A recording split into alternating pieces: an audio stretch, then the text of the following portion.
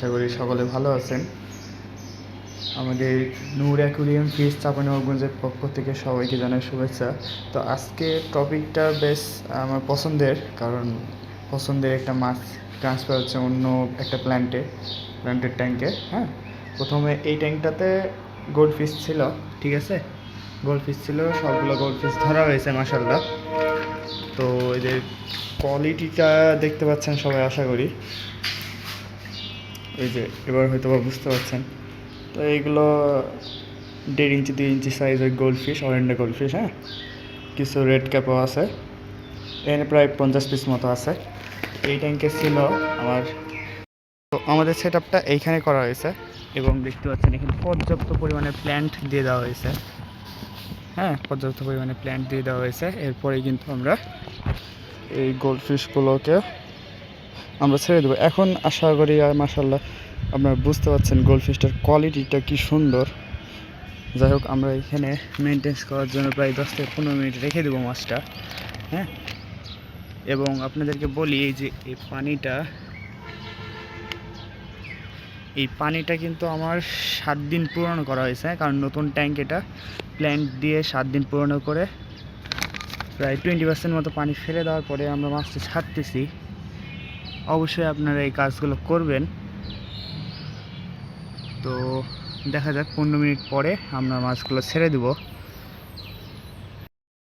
তো আপনাদের জন্য আর একটা টিপস বলে রাখি। হ্যাঁ, আমরা যারা এই যে ছাদের উপরে যেসব ট্যাঙ্কগুলো প্লাস্টিকের ইট দিয়ে ট্যাঙ্কগুলো সেট করি বা যেভাবে করি না কেন, অনেকেই কিন্তু মানে বৃষ্টির ভয়ে বা হচ্ছে ওপরে কোনো কিছু সিট টিট না থাকার কারণে কিন্তু সমস্যা হয়। কীরকম সমস্যা? আমাদের পানিটা কিন্তু ফ্লো হয়ে পড়ে যায়, মানে উপরে পড়ে যায়, মাছ চলে যাওয়ার অনেক বেশি চান্স থাকে। তো সেই ক্ষেত্রে আপনাদের একটা টিপস বলে দেই। হ্যাঁ, সেটা হচ্ছে যে আপনারা দুইটা ইট হচ্ছে সরাবেন, হালকা পরিমাণে 2টা ইট সরাবেন।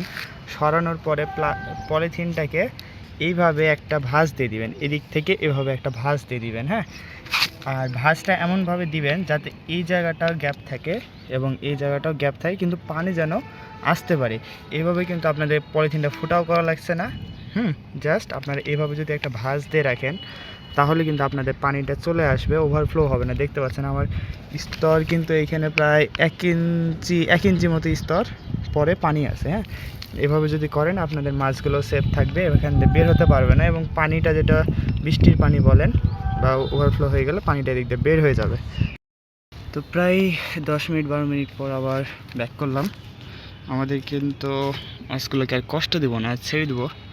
তো একটা জিনিস মাথায় রাখবেন সবাই, মাছ ছাড়ার সময় এক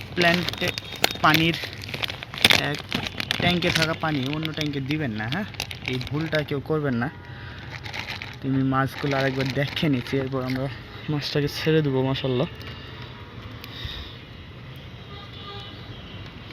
এই কোয়ালিটিটা অনেক বেশি গ্রো করছে। হ্যাঁ, এখন আমরা এখানে ছেড়ে দেবো, দেখা যাক।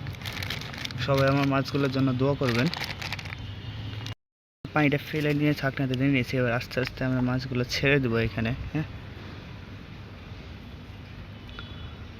আশা করি তারা নতুন জায়গায় এসে অনেক বেশি খুশি থাকবে। হ্যাঁ, কারণ তারা এর আগে কখনো প্ল্যান্টেড ট্যাঙ্কে থাকে নাই, আজকে প্রথম এরা প্ল্যান্টেড ট্যাঙ্কে থাকছে।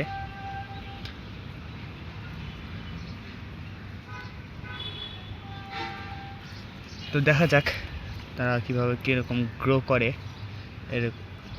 তো সকলে ভালো থাকবেন এবং মাছগুলোর জন্য দোয়া করবেন।